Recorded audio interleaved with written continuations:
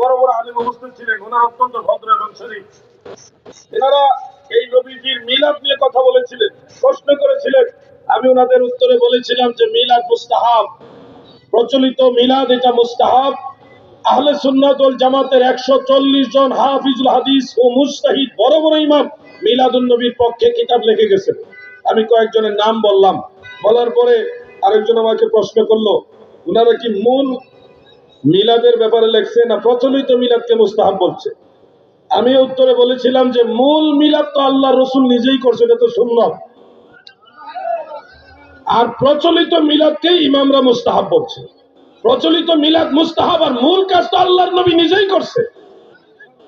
ইমাম ইবনু হাজার আসকালানী, ইমাম সুয়ুতী রাহমাতুল্লাহ আলাইহি, তিনি লিখেছেন কাদ ইস্তিখরাজা লাহুল হাফিজ ইবনু হাজার আসলান মিনাস সুন্নাহ, মিলাদের আসল মিলাদুন নবী যে জায়েজ,